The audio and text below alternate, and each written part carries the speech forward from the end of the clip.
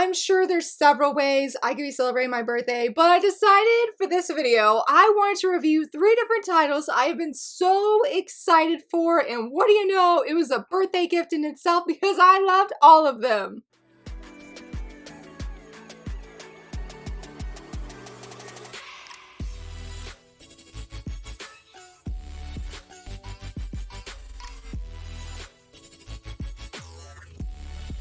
Hello friends, happy Friday, so very excited that you're here. Happy birthday to me, very excited and pumped for this first impression video. Thankfully it works out a little bit, though I have to apologize to my Patreon and channel members. I asked at the beginning of the month which title from Betsatsu Margaret magazine of the series I owned, which one should I read, the one I was checking out from the library. Sakura Saku had the most votes and I tried volume 1, it was still good, but I just could not stop thinking about these series, and so I decided we just gotta put it on the side because I'm really hyped for these titles. So the 3 I am going to be reviewing is Betrothed to My Sister's Ex, the manga. I have not seen the anime, so I will just say in advance I do not know what happens after this. Please do not spoil it for me because it's been a very fun, pleasant surprise. My unlicensed shoujo faves, which are now licensed just digitally, unfortunately, but hopefully physically soon. And that is A Marriage of Lies with the Wolf Prince.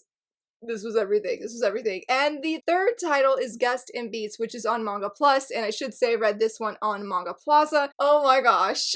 Everything was fantastic, but let's go ahead and jump right into the first one that I read, which was Betrothed to My Sister's Ex. This is about our main female lead. Her name is Marie, and she is the second sister, and she is considered the ugly sister. Her sister, Anastasia, beautiful. Her family gives her everything, while Marie is treated very awfully, told she's ugly, and just really physically abused, and I would just say abuse in other kind of ways. Well, on Anastasia's, no, it's actually Marie's birthday, but they're celebrating Anastasia. Anastasia is supposed to be meeting a bunch of people because her family wants her to get married, and as Marie is out in the dark by this lake, I believe that's behind their house, our male lead here, Count Kairos, he enters the scene and he tells her or asks her for directions of how does he get to the house, and she's telling him, but she's like, oh, you're from this certain country, and because his mother is a foreigner, people discriminate against him, and he's thinking, oh, okay, this girl's gonna have a problem with me, but no, she's very excited. She starts telling him how amazing his clothes are and other things about his culture, and he's like, wow, this girl's amazing, and he wants to get to know her. And then she realizes, oh my goodness, like, I'm sorry that, you know, the star of the show is inside, that's where you go, and so forth. He thinks that Marie, that it's her birthday, which it was, and there is basically a mix-up, I should say. I feel like I said a little bit weird, but there is a mix-up where he sends a letter and he says, hey, I want to marry Anastasia. The thing is, he was looking for Marie, but he accidentally thought up everything wrong and sends a letter asking to marry the wrong girl. The thing is, even though, because the marriage is going forward, that Anastasia gets into this horrible accident and ends up passing away. And so her family, her father specifically, being the awful man he is, he's like, Marie, you're so ugly, so negative.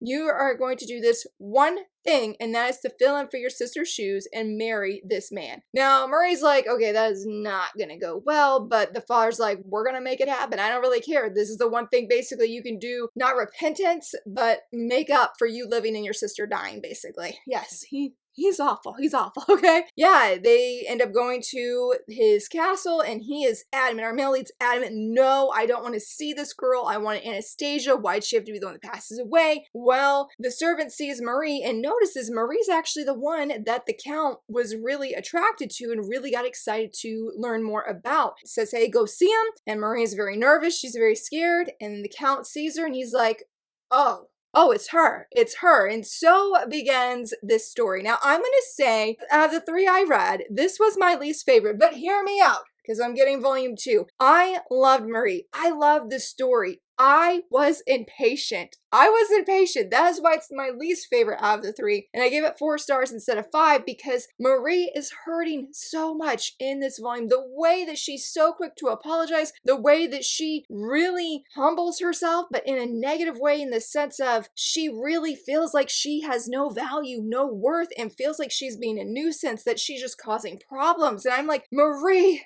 girl, you're beautiful, girl, you're amazing. You are, as somebody said, a diamond in the rough, and I love how these people are loving on her. And I know without a shadow of a doubt, even without seeing the anime, even without even little minor spoilers I've seen, I know things are going to get better. I know they are. That's why I'm going to get volume 2. That's why I still enjoyed this volume, but I want to see the healing for her, and I felt impatient in that aspect of that. Please I don't want it to be rushed. I don't want it to be like super quick or anything like that, because character development takes time. But my heart just hurt so much for her, and I felt like it was a little bit harder to get through because I just want her happiness. She's out of that horrible family. I mean, there's a time where we see that she's been physically abused, and when the count, asks her, like, is your family doing this? She denies it. Not to try and protect her family, but she's like, they do it because they love me and they're trying to protect me.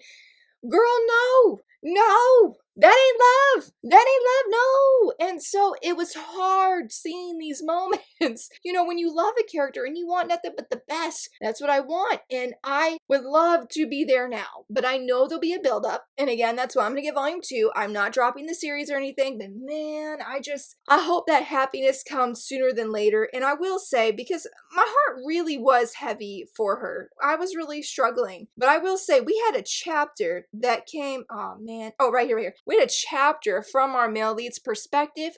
Perfection. Honestly, I sort of feel like that was the selling point. I mean, I already have volume 2 pre-ordered, okay? But I feel like where I knew that what I'm hoping for Marie, that the changes I want to see is going to happen. The male lead is going to help make this happen. I mean, he's got the finances to definitely give her a better life. He's got the means to provide better food for her. And I really, it's like a love-hate thing, where you see these female leads, they've been treated so horribly, and then they go, usually the male leads evolved, and they give them real good food, like awesome food. And the expressions they make because they're so happy and they're enjoying it, and the male leads commenting and watching how cute they are. I'm like, I love the scene, the cuteness of how cute she looked, because yes, but not at the cost of her family treating her and not feeding her well, you know what I mean? You know what I mean? But yeah, going back to our male lead, this page, he's like, hey Marie, the only one I want is you.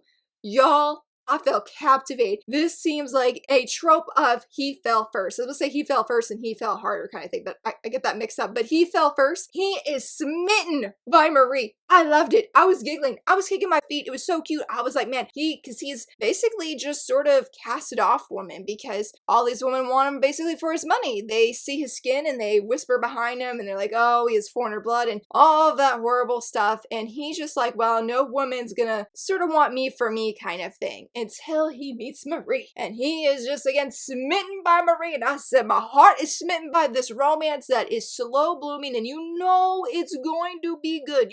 It is. There are plenty instances in this first volume where he is getting blushy, and it just hurts my heart that when he's like, at that moment, that page I showed, he is saying that about her, not directly to her, but there is a scene where he tells her at the dinner table, hey, I like you. And she can't take his words seriously. She really doesn't think this is real. Like near the end, there's even a time where she's like, this is a dream. And I'm just like, Marie, my girl, this is reality. This is your new life and it is good and it is happy and you need to be happy. So really great first volume that just really was pulling my heartstrings for Marie. But I know good things are in store. I'm going to be tuning in, not to the anime because I purposely held off wanting to watch the anime because I wanted to read the manga first. I have heard, if you're curious, for people who have read the manga and watched the anime, that they said this is a really good, the anime is a really faithful adaptation of the manga, and this is based off of a light novel, so if you want that as well, you have that. I know one person who has read the light novel, but I can't remember if I read the review and what they said about it. I feel like they read the manga first and then they read the light novel, but they also watched the anime and they enjoyed all three. So I feel like there's no worries there of anything, at least in the beginning, that is missing. But y'all, hopefully I come back for volume 2 after I read it. I say, Marie, her happiness, she is starting to get it and acknowledge it and see that it is real. And thank you, male lead, for being part of that solution. So so she can see that she is precious, treasured, and valued because she is, and I truly can't wait to see it. Next one that I read yesterday, actually, as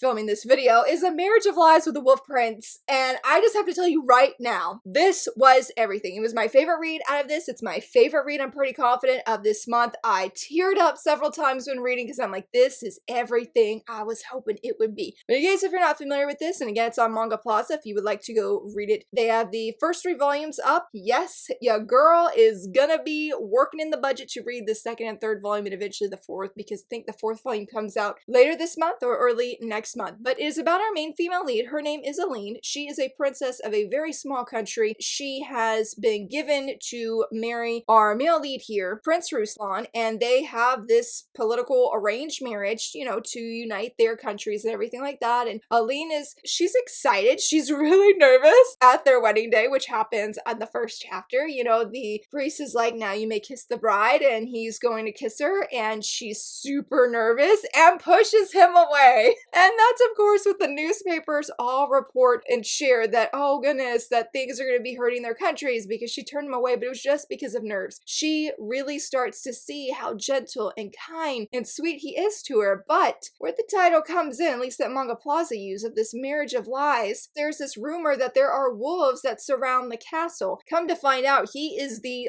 leader of these wolves, and she realizes he has this dangerous side to him that she really didn't know. So it's their wonderful, wonderful romance that's blooming, and I loved every second of it, y'all. It was everything I've been hoping for. I've said on this channel, and I'll say it again, I called them my unlicensed faves for the longest time because this is the only shoujo manga, the only manga period, that I have been buying where I could not read, and I just loved everything that I've seen with this, like all the art and how the story was unfold or seemed to unfold, that I loved it all, that I'm like, I'm gonna support this manga because I'm so excited for it. The expectations, I was scared when I went to start it on Manga Plaza because I'm like, you know, there's that risk, Laura, that you have been collecting this, you've been hyping it up, and then, you know, you may not like it. But that wasn't the case. That wasn't the case at all. It was fantastic. I don't even know where to start because there's just so many different things I loved about it. I mean, truly, we had a map. Friends, we had a map. I don't think I took a picture online, but when they're talking about where her country's from and things with the surrounding countries, they had a little map with a little arrow of where she's at. And I'm like, a map in my shoujo manga? Like, please. I love when we see that because that means we're getting some world building. And even though world building is not a deal breaker if it's not in the series I read, because I read a lot of contemporary shoujo romance, but when I have these fantasy mangas, I love me a map.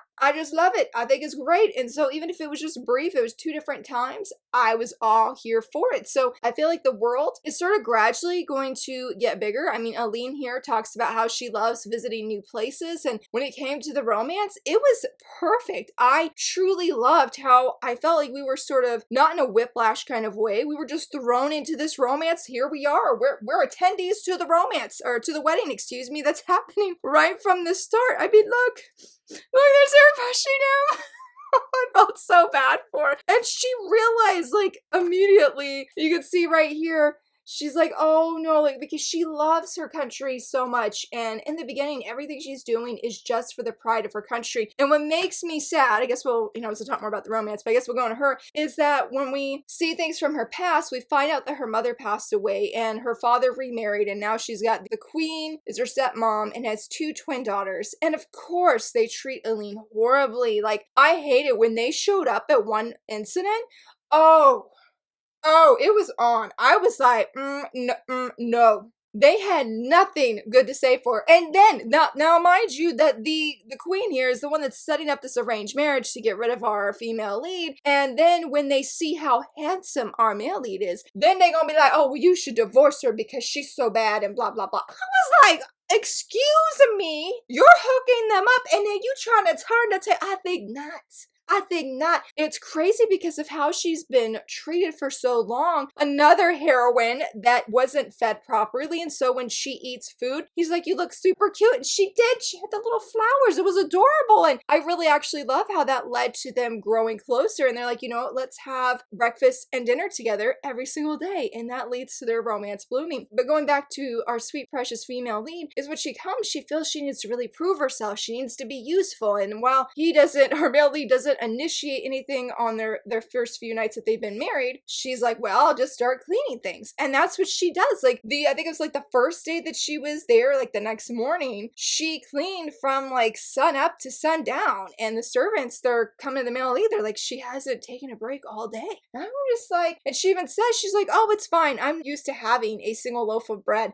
I was like, what is this? So off male lead is treating her right, making sure she eating, making sure she's happy. He's purposely, like, when he finds out that she worked herself all day, which she didn't have to do that, he takes her and he kindly tosses her into like the giant baths that are there. And he's like, please help her relax. And that leads to a very funny scene where she's like, well, you know, I was told by my stepmom I need to go seduce him, and bless her girl's heart, I can't do makeup either, but I know that how she did her makeup, that was not it. she really scared him.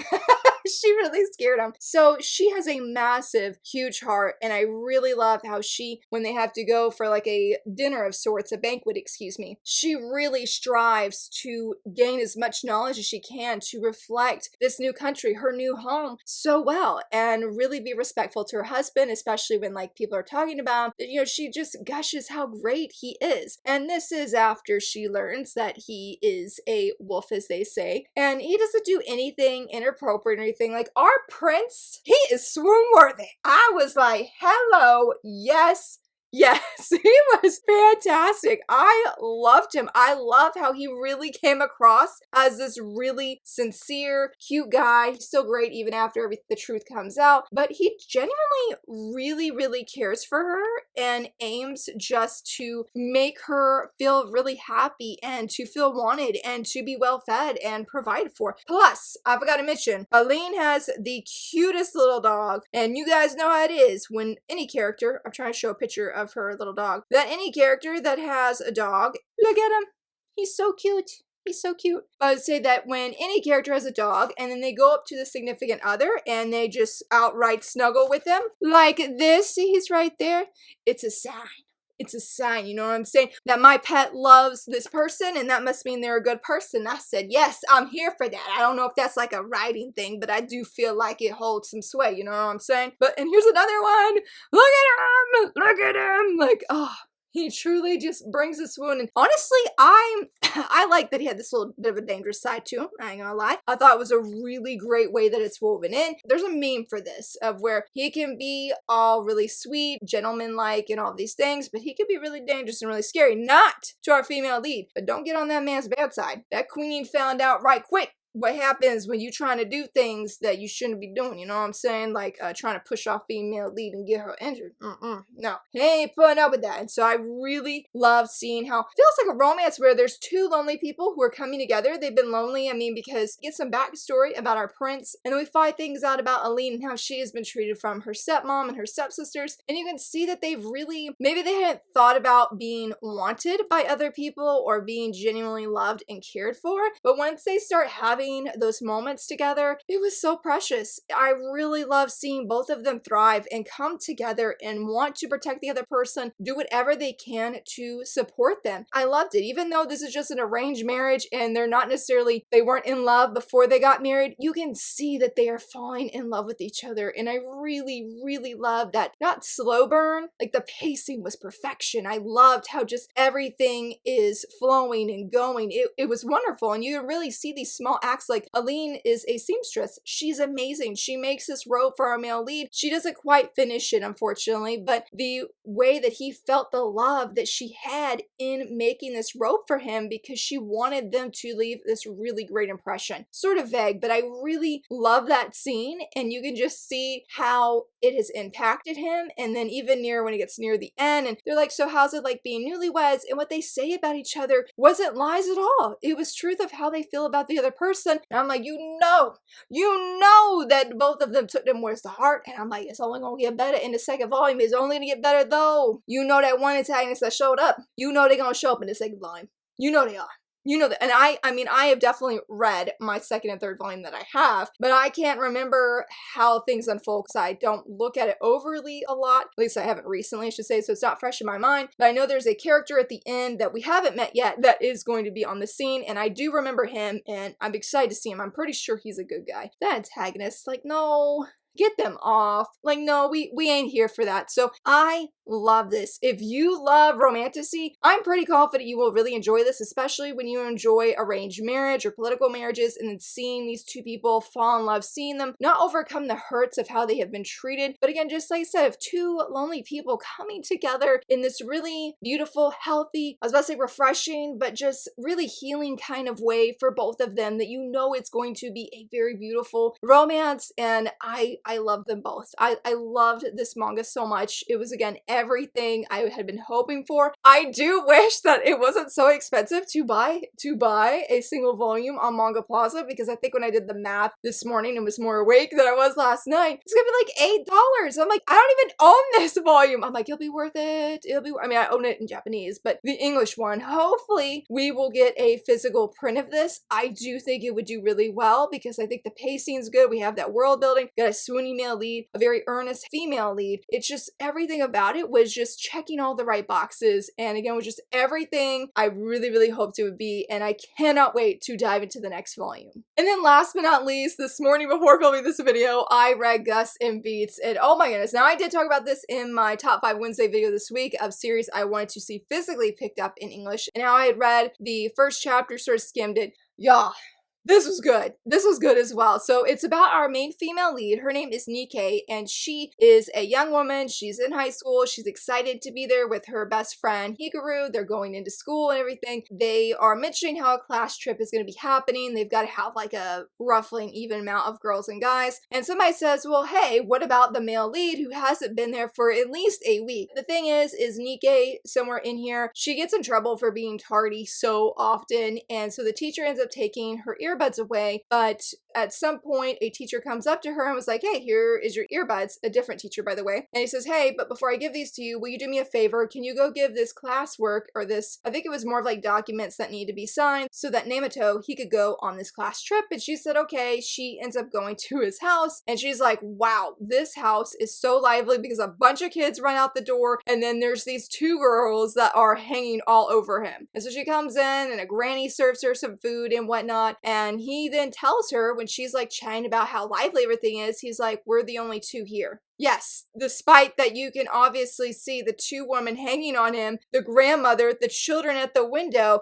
there's just two people there. And come to find out that our female lead cannot differentiate between who is living and who is dead, like a ghost/spirit. And because she can, and he's afraid that she's going to be manipulated by these spirits because there's already something happening with a different spirit who our female lead thought was a real woman but was not, that she's like, okay, you protect me from these spirits and I'll protect you from sunlight, because he breaks out in hives and gets all itchy when sunlight is hitting his skin. And so comes together this really interesting duo, though I'm shipping them so incredibly much. This first volume was absolutely fantastic. Wow. It's very, very different from Kimi Toke because the same creator writes that series. The signature art is definitely there. I was loving the art so much. It's got a breeziness, a lightness to it, and there's so many great elements to it. Like I love the art for all three series, but I definitely feel like my mind was tuning into the beautiful paneling and just beautiful art style that was in this series specifically, which is sort of rare for me. It's not something, I mean, I love looking at manga art, but it's not the ultimate thing that drives me to keep reading a story. Usually it's the story itself, but this was like the art and the story. It was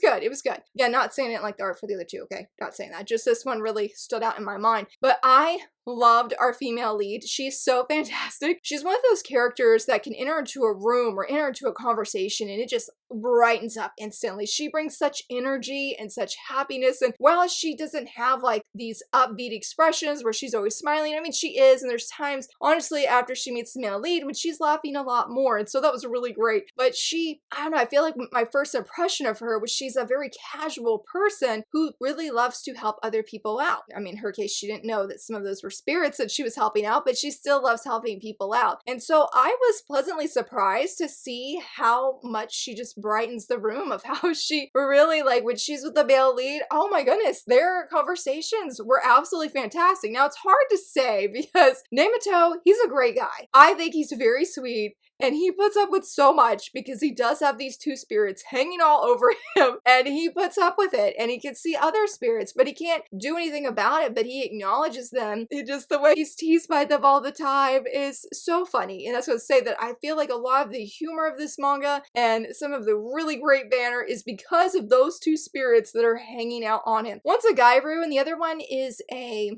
forgot what era that she's from, but she definitely has some of those vibes. They are hilarious.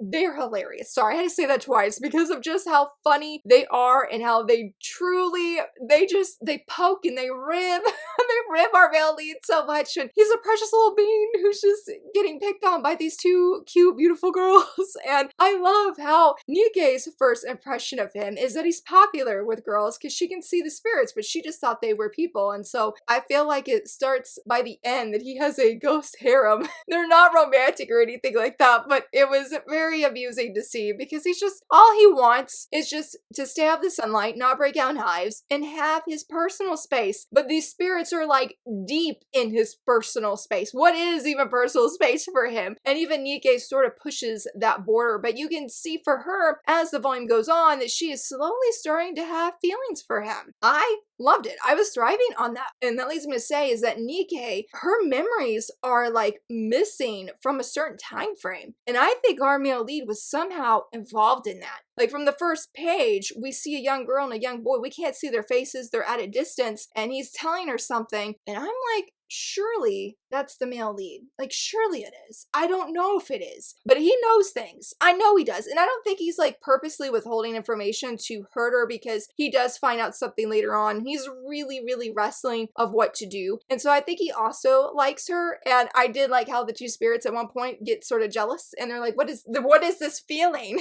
We see though a moment where it looks like Nike stopped them. And I'm like, okay, like one thing that this manga does very well, at least from this first volume, is keep you on your toes. You may think you know what's happening, but then there'll be like a twist that comes. For example, that out of the blue, Nike saying, stop, let him have his personal space. And the spirits stop. And it's like, okay, like what did that mean? And then the greatest twist of all, which I won't tell you, happens later. And I said, excuse me, like I had to go read the comments on Manga Plus. I forgot to say that I read this on Manga Plus. I had to go read the comments. I'm like, did anybody else notice these signs? Because I didn't see them, but it worked so perfectly. So I feel like the revealing of information is really on target, where you think everything's cool, you think things are going great, and it's like, oh, sprinkle, sprinkle, here's a little something for you that's gonna make you think, like, oh, there's a bigger mystery here that's involved. And then there's like the whole dumping of the mystery, the reveal. It's just really, really compelling. I mean, it's a very different from Kimi ni Todoke, but the fun cast of characters are definitely there. And I am just invested. I'm so intrigued from what I see. Well, I have it up right here. I think you just have to do maybe some tickets or something for later, but I'm gonna read the rest of it. Maybe not today, but I really enjoyed this first volume a lot. It just felt very lively and made me smile, made me laugh, and had a really great time because I knew about the manga, but I try not to know too much about the manga because I truly wanted to go in blind, and I think that was a great fit for me. I loved all the characters, and I enjoyed how I just wasn't really sure what was going on in this story. Like, not because it wasn't written well or anything, but because you don't really know. I mean, since Nike doesn't know the difference between who's living and who's not, there's a constant questioning, is this person real? I mean, our male lead's definitely real, but people around her that unless he's there, we don't always know if the person she's talking to is real or not. And it's very interesting because with the twist that happens, I thought I knew things and I didn't know nothing. I mean, I knew one thing, but not the biggest thing. But yeah, it was really, really good. I would definitely recommend it if you are a fan of supernatural reads. Maybe not overly heavy where like they're in, maybe like Kakario, Bed and Breakfast for Spirits. If you don't want something like, say, what Aoi's going into a yokai world, you don't want that, you still want that realism of the real world, like reality, then this is great because you have where she's going to high school, things seem normal, and she is in the real world, but there's just this supernatural influence or overlay that's happening on top of the story. I think this would be a really good fit. I think it'd be really good. Also, I'm not going to say slow burn romance, but I do think if you like seeing a gradually blooming romance, that's not going to be sort of like a Marriage of Lies with a Wolf Prince, where, you know, that you could see very quickly that this is going to be a romance that's flowing very quickly. I mean, Sister's X, you could say, you know, for both of these that it's going to be a romance. But this one at first, I honestly didn't know. I mean, it has the romance tag, I believe, on Baka Updates, so I'm like, I know it's coming, and we do see something near the end, but at first I really didn't know. I really didn't know, but I was okay. Even if it didn't turn into romance, I'd be okay with that. So, sorry, it was a little bit long-winded. So I would definitely say, yeah, if you want supernatural themes, if you want that slow building up of romance, and some really great humor with some quirky and fun characters, please check out this one. I had an absolute blast. I mean, it was a really unique, refreshing, and interesting kind of story, and I'm excited to see where it goes. Hopefully, Viz Media will eventually print it. Surely they will. Surely they will. You know, like, hopefully I'm being Delulu here that we will eventually get it physically in English. But yeah, those are the 3 titles I read for my birthday that I loved. I loved. It was just so great. And, you know, cheering for Marie's happiness, cheering for continued love with Aline and the male lead of the Wolf Prince manga, and then with Gusts and Beats, that I continue to enjoy it. It was really, really great, and I'm so glad I was able to do this. I would love to know if any of these titles sound interesting to you. Let me know down below. Have you read any of them? Hopefully, that Viz Media, that today, when this video is live, that they're going to be doing license announcements, and we will get a win. If not, we'll just keep hanging in there till they do them. But yeah, let me know which one of these sound most interesting to you. And if you enjoyed this video, please give it a thumbs up and subscribe. Thank you so much for watching. Bye!